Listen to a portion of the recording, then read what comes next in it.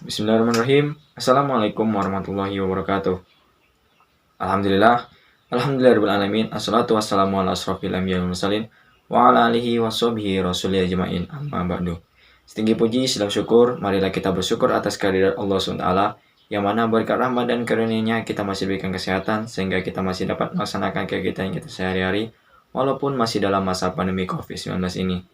Selawat serta salam tak lupa kita hadiahkan bujun alam, yakni Nabi besar Muhammad SAW, dengan melafazkan Allahumma sholli ala Sayyidina Muhammad wa ala ali Sayyidina Muhammad.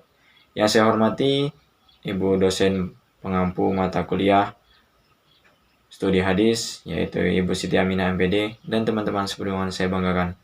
Baiklah, tujuan saya membuat video ini adalah untuk memenuhi nilai ujian tengah semester pada mata kuliah studi hadis.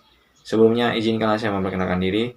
Nama saya Agus Firmansyah dengan NIM 1214031415 dari kelas 1F, jurusan Ilmu Komunikasi, Fakultas Dakwah dan Komunikasi UIN Riau. Baiklah, dalam video kali ini saya akan membahas tentang sejarah perkembangan hadis. Seperti yang kita ketahui, sejarah perkembangan hadis terbagi dari 4 masa, yaitu pada masa Rasulullah, pada masa sahabat, dan pada masa tabi'in, dan juga pada saat masa kodifikasi dan sesudah kodifikasi. 1. Pada masa Rasulullah. Masa ini adalah masa turunnya wahyu dan juga pembentukan masyarakat Islam. Pada periode inilah hadis-hadis lahir dalam berbentuk sabda akwal, af'al, dan takrir Nabi yang berfungsi untuk menerangkan Al-Quran untuk menegakkan syariat Islam. Pada masa ini, ada sebagian sahabat Nabi yang diberikan izin untuk menulis hadis, tetapi kebanyakan dari mereka menulisnya pada masa akhir-akhir kehidupan Rasulullah.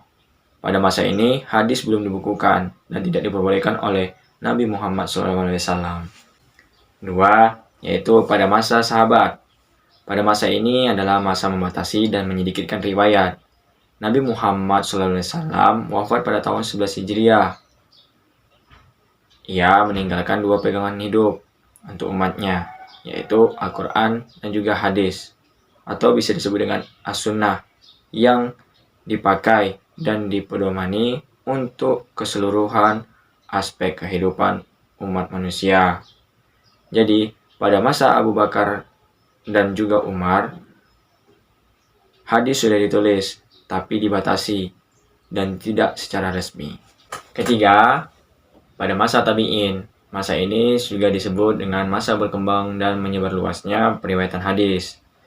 Pada masa ini, wilayah keislaman sudah menyebar luas dari Irak, Mesir, Samarkand, bahkan pada tahun 93 Hijriah sudah menyebar luas hingga ke Spanyol.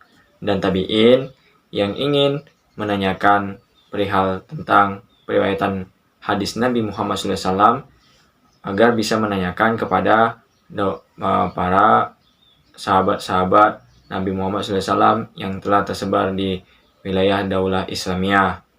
Dan karena hal ini juga, maka perlawatan riwayat hadis menyebar luas. 4. Yaitu pada saat kodifikasi dan juga sesudah kodifikasi. Pada saat kodifikasi, pada masa pemerintahan Umar bin Abdul Aziz, tergeraklah hatinya untuk membukukan hadis secara resmi. Gerakan ini adalah gerakan resmi. Mengapa dikatakan resmi?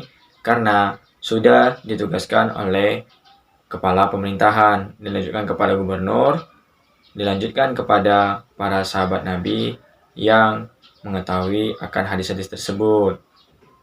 Lalu, pada masa saat sesudah kodifikasi adalah nama gerakan untuk menambah, menghimpun, dan juga memelihara hadis tersebut.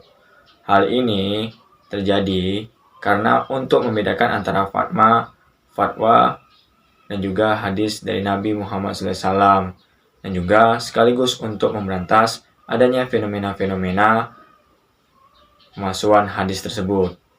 Jadi, mungkin itulah tadi 4 dari sejarah perkembangan hadis. Apabila saya ada kesalahan, saya mohon dimaafkan. Saya sudahi.